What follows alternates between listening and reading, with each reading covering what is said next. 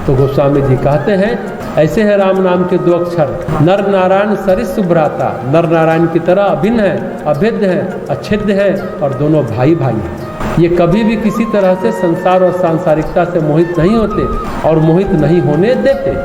इनमें अलौकिक बोध है, अलौकिक जागरण है। दो ही चीज़ें हैं, एक आसक्ति और एक अहंकार।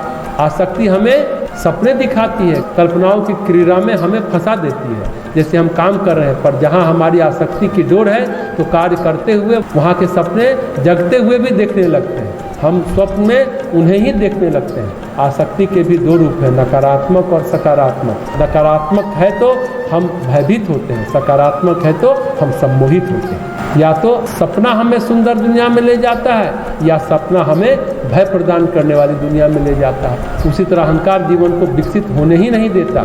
एक झूठे परिचय में हम जीते हैं, निर्बाध रूप से अस्तित्व बह रहा है, पर जब हम कहते हैं मैं ऐसा करूँगा, मैं वैसा करूँगा, यानी मैं हूँ तो मेरा है, तू है तो तेरा है। जब मैं केंद्रित कार्य करने लगते हैं तब अस्तित्व में बाधा बनने लगते हैं, प्रवाह अवरुद्ध होता है, फिर प्रगति नहीं हो पाती।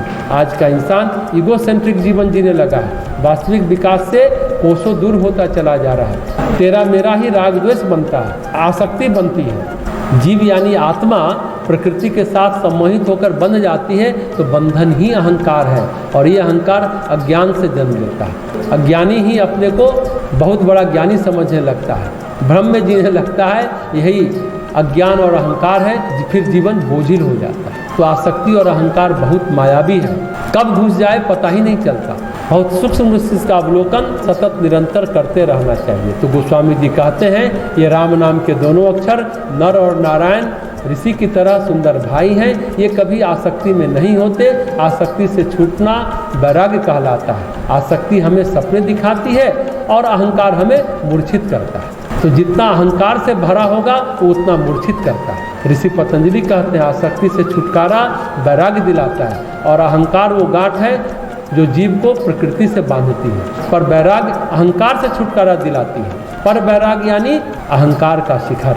वैराग्य और पर वैराग्य दोनों में फर्क है। दोनों राम नाम की तरह है, राम लक्ष्मण नर नारायण है और ये मनुष्य को आसक्ति और अहंकार से छुटकारा देता है, सम्मोहन से छुटकारा दिलाता है, जागरण में ले जाता है। तो कहते हैं नर नारायण सरिस सुभ्राता जग पालक विशेषी जंत्राता। स्वर्ग के लोभ में तपस्या नहीं की, ये तो लोक कल्याण के लिए तपस्या कर रहे हैं। नर नारायण जो जीवन का पालन करने वाले हैं। राम नाम के दोनों अक्षर किसी सिद्धि के लिए नहीं है, स्वर्ग के लिए नहीं है। राम नाम की साधना किसी विशेष चीज़ के लिए नहीं है। ये तो जागरण, परम जागरण के लिए, परम बोध, परम ज्ञान के लिए। जन पालक भक्तों का पालन करने वाले हैं और भक्तों को त्राण देने वाले हैं। भक्तों को जो कष्ट कठिनाई है, पीड़ा प्रताड़ना है, उससे त्राण देने वाले हैं। ऐसे हैं राम नाम के दोनों अक्षर। भगति सुतई कल करण विभूषण जग हित हेतु विमल विधुभूषण। भक्ति एक सुंदर स्त्री है, राम नाम उनके कानों के आभूषण है। कर्ण फूल जो कानों में पहने जाते हैं, कानों का सौंदर्य बढ़ाते हैं, कानों का सुख है। शब्द से कान कब सुख को महसूस करते हैं, ध्यान से समझे। वो सुंदर सुरम मनोहर मधुर शब्दों से कोई हमें प्यार से बोलता है, कोई हमें मीठी बातें बोलता है, कोई हमें अच्छी बातें बताता है तो कानों को परम सुख मिलता है। कानों के माध्यम से मन आह्लादित प्रसन्न हो जाता है। आहा ऐसी बात सुनी, वाह क्या बात है, आनंद आ गया।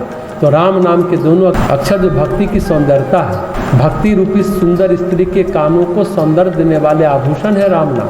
कानों को सुंदर बनाने वाले हैं। भक्ति पुलकित होती है, भक्ति हर्षित होती है राम नाम का सानिध्य पाकर। राम नाम का सानिध्य पाकर भक्ति आह्लादित हो जाती है। ये उनके कानों के सौंदर्य हैं, राम नाम के दोनों अक्षर। आगे कहते हैं गोस्वामी जी, जग हित हेतु विमल विधुभूषण। जगत के हित के लिए राम नाम निर्मल चंद्रमा और सूर्य है। सूर्य से जीवन मिलता है और चंद्रमा से पोषण मिलता है। जीवन है और पोषण नहीं है तो जीवन व्यर्थ हो जाता है। सूर्य से जागरण होता है, चंद्रमा से शयन होता है। सूर्य जीवों को जागृत करता है, सूर्य होता है धरती पर नवजीवन का संचार होता है। पशु पक्षी पेड़ पौधे वृक्ष वनस्पति सभी जग जाते हैं। सूर्य इनमें ऊर्जा का उष्मा का जीवन का संचार करता है। अगर सिर्फ सूर्य ही क्रियाशील रहे तो सब जल जाएंगे, सूख जाएंगे, जीवन का रस नहीं रहेगा।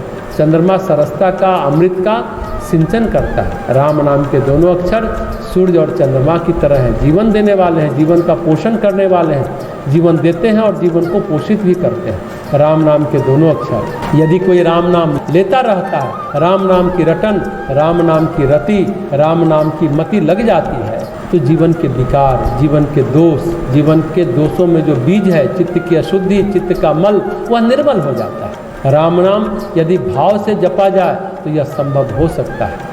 पहले भी कहा गया, राम नाम कहने से, सुनने से, स्मरण से जीवन में, अंतःकरण में, अंतर जगत में व्यक्ति को नए चंद्रमा और सूर्य का प्रकाश मिलता है, जो उसके जीवन तत्वों में अभिवृद्धि करता है, उसमें अमृत का निरंतर सिंचन करता है। ऐसे हैं ये राम नाम। तो आज की बात समाप्त करते हैं।